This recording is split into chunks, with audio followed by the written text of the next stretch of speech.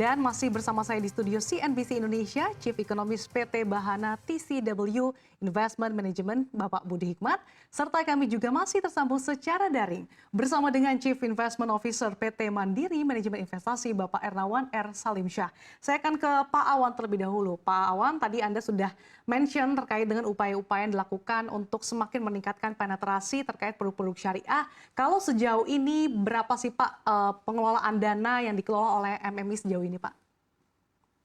Ya, dari total pengelolaan kita di akhir 2022 itu sekitar 42 triliun ya. Sebetulnya produk syariah kita masih kecil, masih kurang dari 10% dari total AUM kita.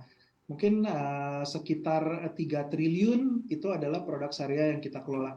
Tapi mungkin notes-nya adalah AUM ini relatively stabil ya selama periode sulit kita sewaktu pandemi, lalu juga mungkin volatile time di 2022 gitu ya, dibandingkan dengan konvensional AUM kita. Jadi ya resiliensi dari produk ini juga terutama kalau saya pikir view dari investor juga ya gitu dengan menggunakan produk ini untuk investasi mereka, itu yang menunjang bahwa AUM syariah kita itu relatively stabil dibanding yang konvensional. Oke, di tengah ketidakpastian global, pengelolaan dana MMI ini cukup stabil ya Pak ya. Saya akan kembali ke Pak Budi. Pak Budi, sebelum jeda tadi Pak Awan sempat mention terkait dengan performa dari sektor ataupun produk-produk syariah kita yang sebetulnya ini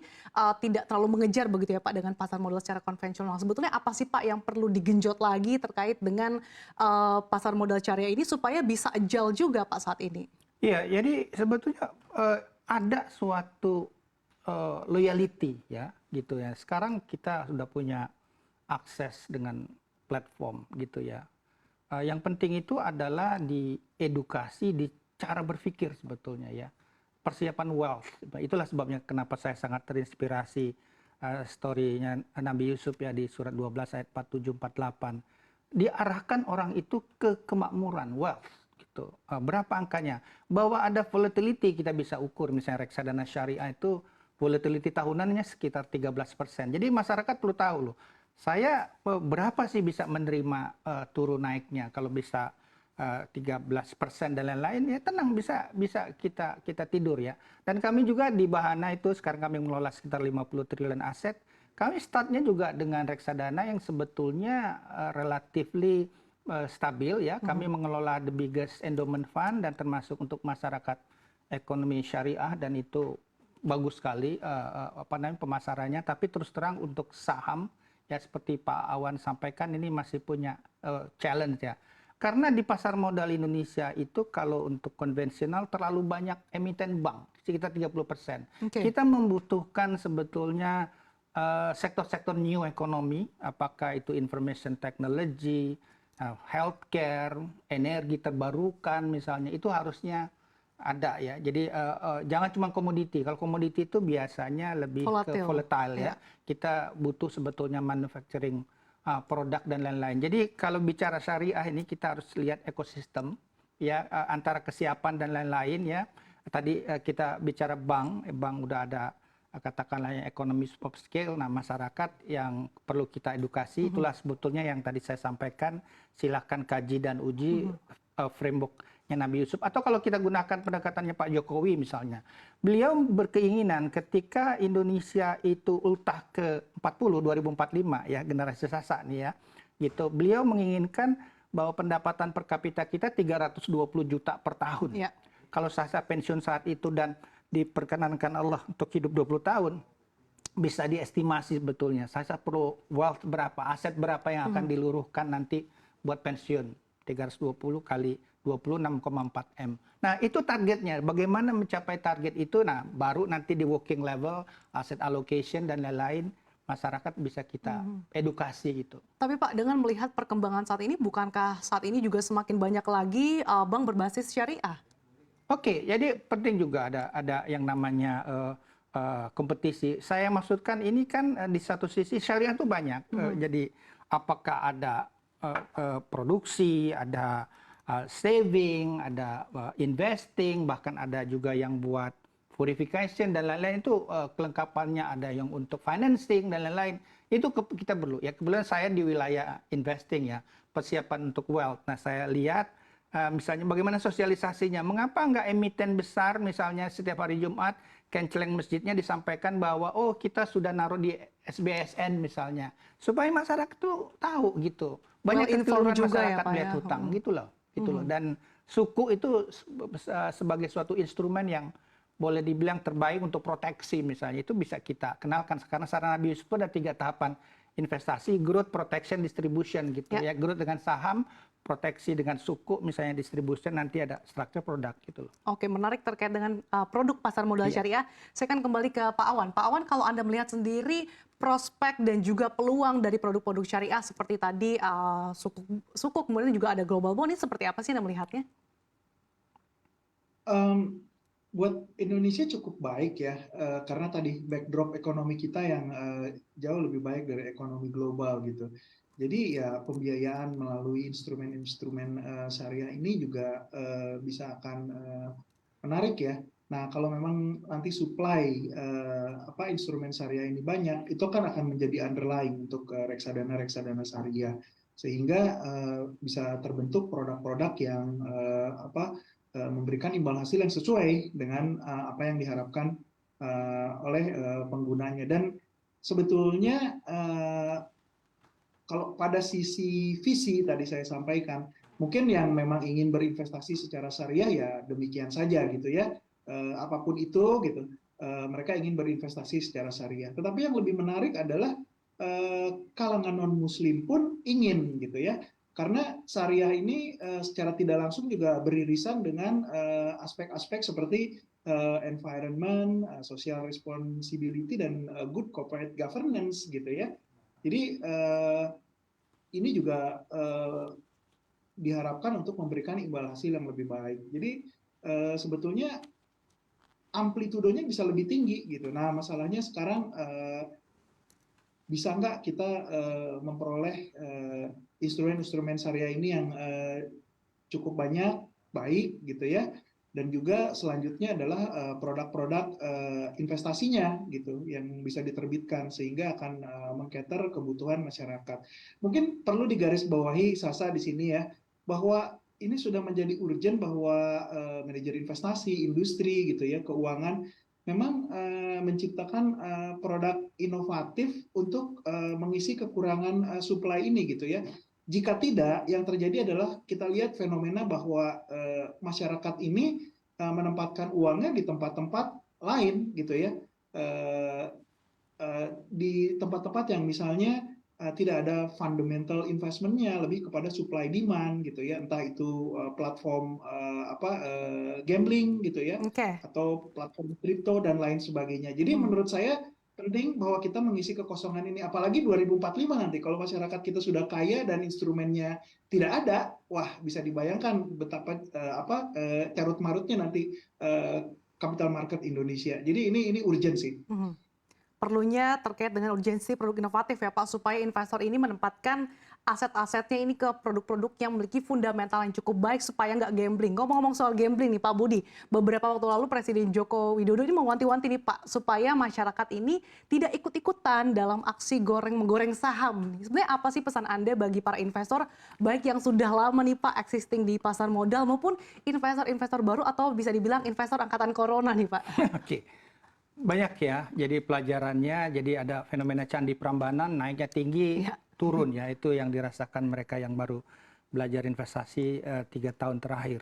Sebetulnya dalam investasi itu yang penting tuh show me the money, lihat fundamentalnya, bukan I just tell you the story ya. Kita beli seperti itu, jadi kita harus punya acuan untuk cuan sebetulnya apa yang diberikan. Nah untuk edukasi kami sarankan istilahnya menggunakan panduan Elvis ya. Elvis ini bukan penyanyi lawas tapi singkatan dari earning ya, laba, L-nya liquidity, kemudian valuasi ya. Valuasi itu maksudnya kita invest di perusahaan yang undervalued, jangan overvalued gitu ya. Kemudian nanti interest rate dan sentimen. Interest rate biasanya adalah tergantung siklus makroekonomi, dan menurut kami di Indonesia sekarang suku bunga itu udah cukup lah ya buat menahan the Fed dan lain-lain gitu. Nah ini dalam kenyataannya nanti permutasi, bisa Levi's, bisa Slipe, bisa Selfie gitu. Tapi ada yang luar biasa yang sedang terjadi di Indonesia, itu adalah reformasi yang memungkinkan kita bergerak cepat karena kita ada hilirisasi dan lain-lain, dan terbukti kita tuh menjadi bangsa yang produktif. Terlihat bahwa kita kan punya surplus neraca berjalan. Pemerintah tuh sebetulnya sudah mengerjakan saran Nabi Yusuf, tinggal kita di level individu bagaimana kita bisa memanfaatkan.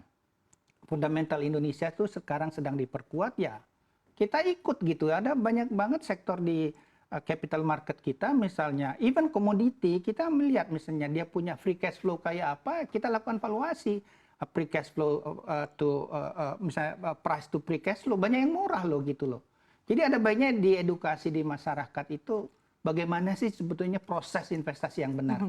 Seperti itu. Oke, menarik sekali tadi Elvis ya, ini sinyal Elvis, baru ya. tadi, earnings, liquidity, valuasi, interest rate, dan juga sentimen yang perlu diperhatikan ya Pak ya. Saya akan kembali ke Pak Awan. Pak Awan, di tahun 2022 lalu, kalau kita lihat perkembangan pasar modal ini cukup meningkat dengan cukup baik, yang dapat dilihat dari jumlah SID yang menembus 10 juta SID. Bahkan pemerintah menargetkan di tahun 2027 SID ini bisa mencapai 20 juta. Nah, pandangan Anda seperti apa Pak? Lalu MM ini apa saja yang akan dilakukan untuk mendorong peran-peran dan juga mendorong keterlibatan ataupun jumlah investor baru di tanah air? Ya, saya mulai dengan peran MMI dulu. Kalau peran MMI tentunya kita ingin menciptakan produk-produk yang bisa meningkatkan inklusi masyarakat ini gitu ya. Misalnya ekonomi Indonesia. Ekonomi Indonesia sebetulnya kalau dilihat dari capital market di tahun 2000 indeks harga saham gabungan itu cuma 400 Sasa ya. Sekarang kita berada di level 6.800, 7.000 ya. Boleh dibilang 15 kali lipat ya meningkat gitu. Padahal sebetulnya dari tahun 2000 sampai 2022 kemarin mungkin nggak banyak gitu ya yang sudah dicapai oleh ekonomi kita gitu ya, dari infrastruktur dan lain sebagainya itu sangat berjalan lambat. Bisa dibayangkan dari 2022 ini sampai 2045 atau 2050 gitu ya. Menurut saya adalah konservatif kalau kita pun IHSG kita bertumbuh 15 kali lipat, karena knowing bahwa kita akan bertumbuh dengan inflasi yang rendah karena infrastruktur sudah dibangun. Lalu juga infrastruktur teknologi juga memungkinkan transaksi itu tidak harus diselesaikan secara uang fisik gitu ya. Ini akan mengecilkan friksi gitu dalam transaksi itu sendiri. Nah, dengan demikian menurut kita harus ada inklusi sehingga masyarakat tuh bisa menikmati pertumbuhan ekonomi Indonesia. Mereka tidak harus mengambil risiko berlebih ya, gitu, dengan misalnya berinvestasi pada saham satu-satu gitu ya, jika memang belum gitu ya. Tapi mereka bisa menggunakan produk-produk capital market yang menggambarkan ekonomi Indonesia gitu. Entah itu bentuknya exchange traded fund, saham yang tergabung dalam indeks-indeks syariah gitu ya, atau exchange traded fund yang berbentuk LQ45 atau IDX 30 tracking gitu ya. Menurut saya untuk pemula itu sudah cukup dan itu akan gaining lots of investor awal gitu ya untuk membuka SID ini sehingga bisa tercapailah 20 juta itu di tahun 2027. Nah, kita MMI ingin berpartisipasi di situ ya untuk kita memberikan produk-produk yang jadi inklusi. Nah, sebagai contoh saja gitu ya, di masa ini mungkin kalau di pasar reguler, taruhlah misalnya LQ45, di pasar reguler itu kalau 100 lot dari ETF LQ45 itu kan paling cuman di harga 952 saat ini. Itu kan 100 lotnya paling kan cuman kurang dari 100.000 Sasa. Gitu ya, kita beli kopi 2 cup aja juga kira-kira 100.000 ya.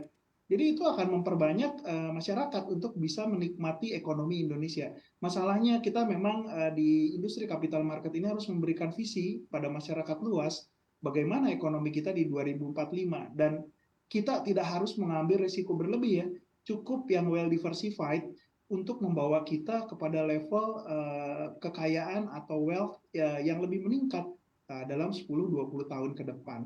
Mungkin persepsi ini Sasa yang harus kita educate, sementara kita harus menerbitkan instrumen-instrumen yang bisa membantu masyarakat untuk mencapai visi ini di 2045 atau 2050. Demikian Sasa. Oke, seiring pemulihan ekonomi artinya cukup prospektif juga peningkatan jumlah SID khusus tahun 2027 nanti, apalagi perlunya didorong pendorongan inklusi. Dan tadi sudah dikatakan juga meskipun beberapa tahun terakhir dinamika perkembangan dunia saat ini berkecamuk, tapi sebetulnya prospek dari pasar modal konvensional dan juga syariah ini masih cukup cerah ke depannya. Terima kasih atas waktu dan juga ulasannya Bapak Ernawan R. Salimsyah selaku Chief Investment Officer PT Mandiri Investasi, dan juga Pak Budi Hikmat, Chief Economist PT Bahana TCW Investment Management, telah berbagi perspektifnya dalam acara Financial and Sharia Outlook. Sehat dan sukses selalu untuk Anda, Pak.